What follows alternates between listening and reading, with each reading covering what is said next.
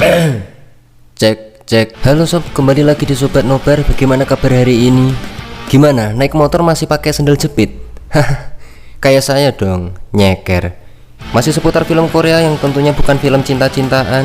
Kali ini saya akan merangkum alur cerita film yang berjudul Unstoppable, yang masih dibintangi oleh Ma Dong Suk atau biasa dipanggil Om Don Lee. Gak tahu kenapa akhir-akhir ini saya suka sama film-film yang diperankan beliau. Di film ini beliau akan berperan sebagai Kang Dong Chul, mantan ketua gangster yang sangat terkenal karena tinju mautnya, katanya. Setelah pensiun beliau menjalani hidup normal seperti orang pada umumnya. Namun di suatu saat ada sebuah tragedi yang mengharuskan beliau menunjukkan kebolehannya dalam bertinju ria.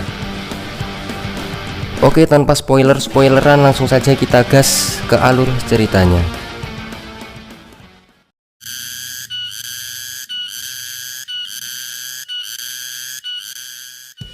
Kisah akan berfokus pada seorang pria penjual ikan bernama Kang Dong Chul, panggil saja Dong Chul, dan ini adalah teman dekat Dong Chul namanya Chun Sik.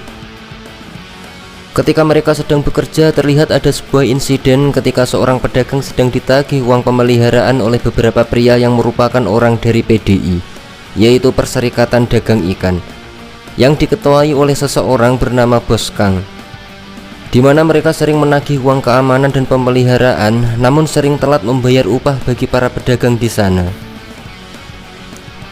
Kemudian diperlihatkan Dong Chul dan Chun Sik terlihat sedang duduk bersama seorang pebisnis yang mengajak kerjasama untuk investasi pada penjualan kepiting raja. Dan walaupun pebisnis tersebut agak meragukan, Dong Chul pun menyerahkan semua uang tabungannya di bank berharap akan mendapat keuntungan yang cukup besar. Dong Chul sendiri memiliki seorang istri bernama Jisoo. Demi mencukupi kebutuhan keluarga dan melunasi hutang, dia rela seharian bekerja di sebuah panti jompo, kemudian lanjut bekerja di sebuah restoran. Sepulang kerja, nampaknya Jisoo marah-marah pada Dong Chul karena telat menjemputnya. Ditambah lagi dia memarahi suaminya untuk tidak berhutang lagi untuk melakukan investasi, karena sebelumnya Dong Chul ini sering tertipu oleh investasi bodong. Adegan pun beralih kepada seorang bapak-bapak penghuni rumah susun, di mana beliau tiba-tiba didatangi oleh beberapa pria rapi yang diketuai oleh seorang bos bernama Gitai. Yang mana Gitai ini merupakan seorang pengusaha dalam bisnis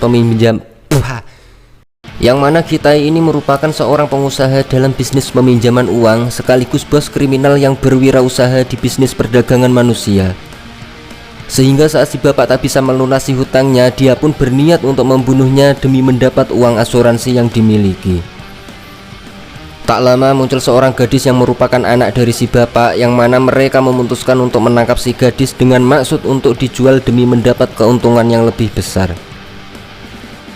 Namun tak disangka, dalam perjalanan pulang ke markas, supir Gitai pun tak sengaja menabrak mobilnya Dong Chul, sehingga terjadi sebuah ketegangan ketika Gitai memukul sopirnya sendiri dan meminta maaf atas kelalaian sopirnya tersebut. Dan yang menarik adalah ketika Gitai melihat wajah istrinya Dong Chul, yakni Jisoo, Gitai pun nampak tertarik karena Jisoo memiliki wajah yang cantik dan mungkin kalau dijual pasti harganya sangat mahal. Singkat cerita, di suatu hari saat tepat hari ulang tahun sang istri, Dong Chul pun terlihat akan memberinya kejutan dengan mengajak makan kepiting di sebuah restoran.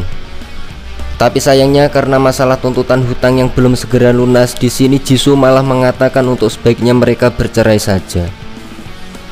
Sebagai lelaki yang baik dan pengertian, Dong Chul pun tidak serta-merta mengedepankan sisi arogannya. Ia memilih untuk sabar dalam menyikapi istrinya. Ketika Dong Chul mengambil sebuah kue ulang tahun dan kembali ke mejanya, ternyata istrinya sudah pergi. Jisoo yang sudah sampai di rumah ternyata baru sadar kalau dia sudah terlalu berlebihan dan menyesali perbuatannya. Untuk kemudian dia menghubungi suaminya untuk segera pulang. Ketika sedang menunggu suaminya di rumah, tiba-tiba muncul beberapa penjahat yang tanpa permisi masuk ke apartemennya dan menculik Jisoo. Dan ternyata penculik itu adalah si Gitai dan anak buahnya. Ketika Dong Chul sampai di rumah, betapa terkejutnya dia ketika tidak mendapati istrinya, dan di mana kondisi apartemennya pun berantakan hingga dia menyimpulkan bahwa telah terjadi sesuatu yang buruk dengan Jisoo. Esok paginya Dong Chul pun pergi ke kantor polisi dan terlihat sedang melihat rekaman CCTV parkiran.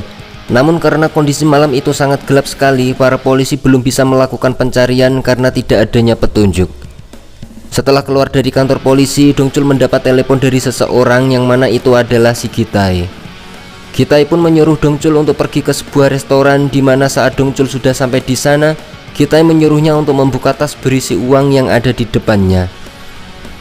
Dan alangkah nyeseknya hati Dongchul ketika si Gitai ini mengatakan bahwa uang tersebut merupakan harga yang diberikan untuk tubuh istrinya alias Jisoo. Entah manusia macam apa si Gitai ini sampai-sampai kepikiran untuk menukar uang dengan istri orang lain. Namun satu yang pasti, Dongchul tidak akan pernah rela jika sang istri dihargai dengan nominal kecil seperti ini. Saat keluar dan mencari sumber suara orang yang menelpon, dia melihat seorang pria rapi yang sedang memegang ponsel untuk kemudian Chun-sik mengejarnya. Namun orang tersebut bukanlah pelakunya alias si Gitai. Dongchul pun kembali ke kantor polisi dan menyerahkan tas berisi uang tersebut, berharap itu bisa dijadikan petunjuk untuk mencari Jisoo. Namun apa yang Dongchul dapatkan justru adalah sebuah kekecewaan tatkala para penegak hukum tidak bisa berbuat banyak.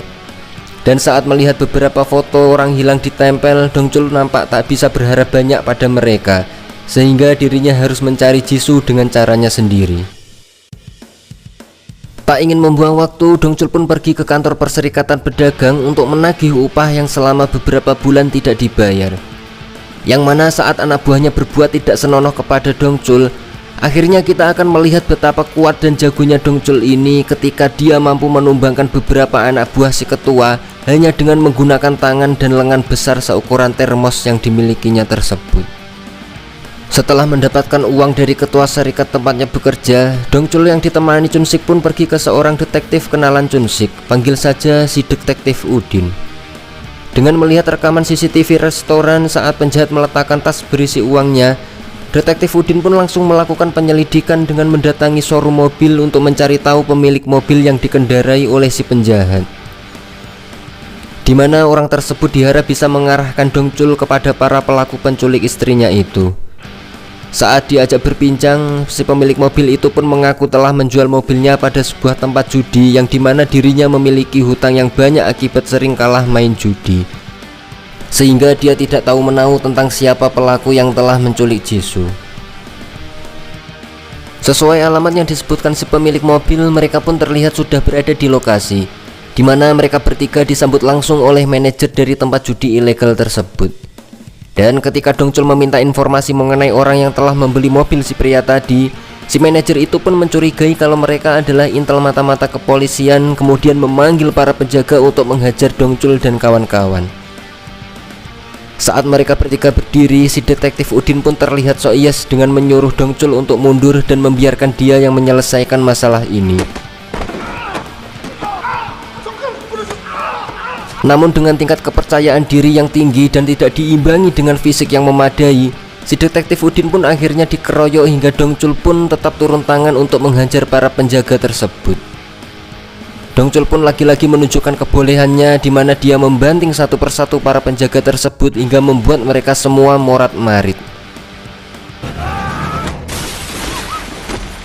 Akhirnya si manajer pun memberikan sebuah kartu nama perusahaan yang telah membeli mobil tersebut, yang mana kartu nama itu sudah kadaluarsa karena ternyata sudah cukup lama, yakni sekitar 2 tahun yang lalu, sehingga Dongchul dan kawan-kawan masih belum bisa menemukan petunjuk kuat untuk mencari si pelaku penculik Jisoo.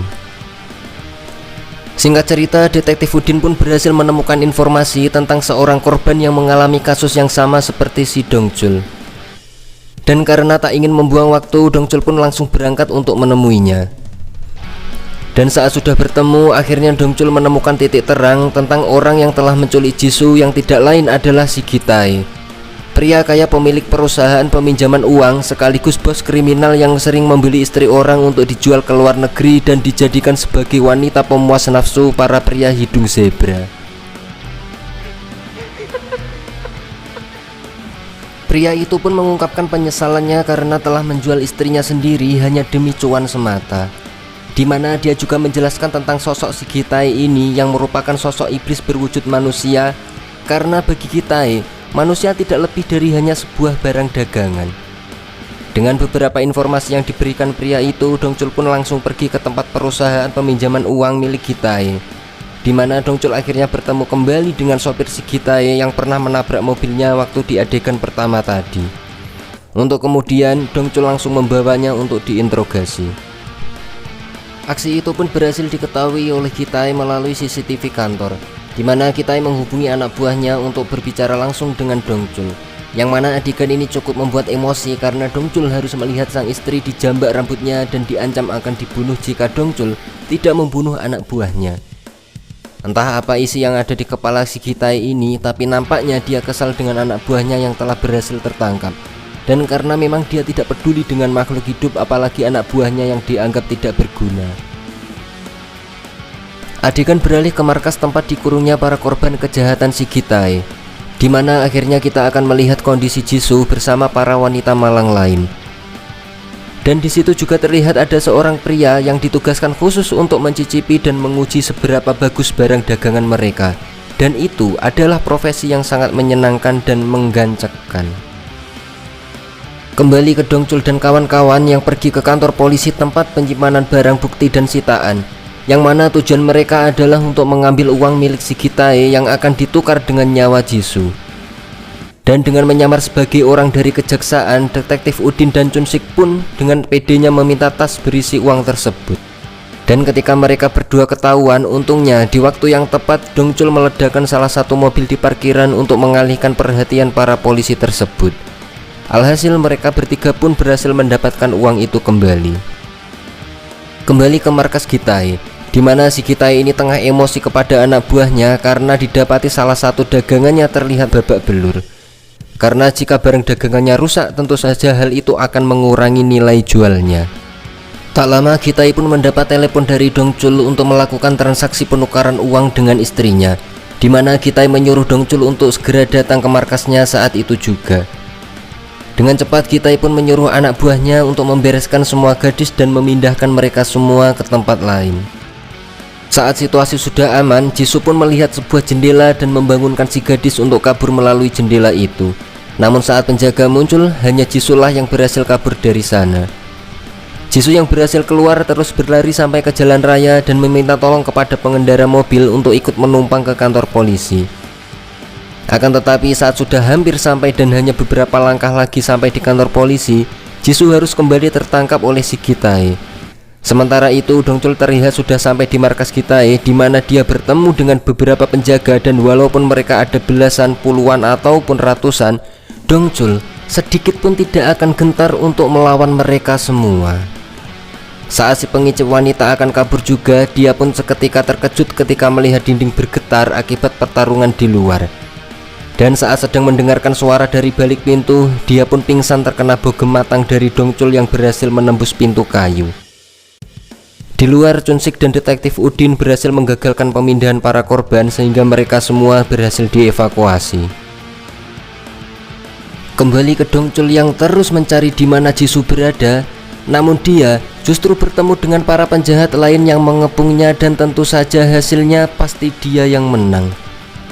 Ketika para anak buah sudah tumbang, muncullah sang ajudan Gitae yang memiliki tubuh tinggi besar, di mana Dongcul sedikit kewalahan menghadapinya, akan tetapi orang itu berhasil dikalahkan dengan usaha yang cukup cerdas.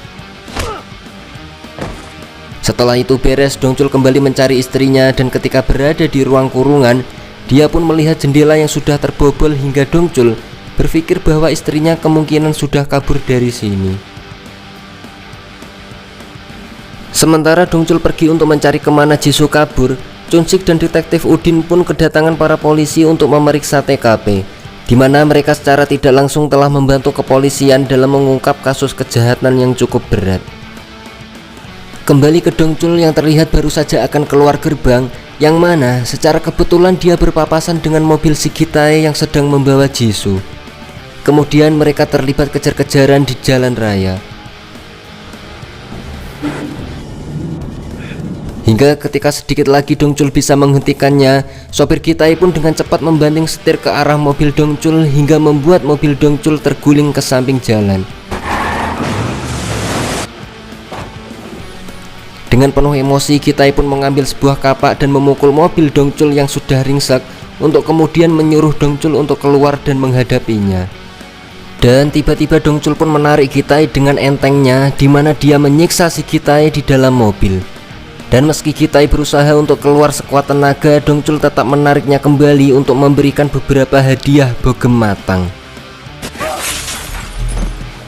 Setelah Gitai menyadari kalau dirinya tidak bisa apa-apa lagi dan pasti sudah kalah dari Dongcul, Gitai pun meminta maaf dan mengaku telah berbuat salah. Namun karena Dongcul tetap mendekat, Gitai pun mengancam akan bunuh diri menggunakan pisau untuk kemudian mencoba menyerang Dongcul. Dan dengan tangan besarnya, Dongcul pun mematahkan pergelangan tangan si Gitai dan tak lupa memberikan bonus tambahan.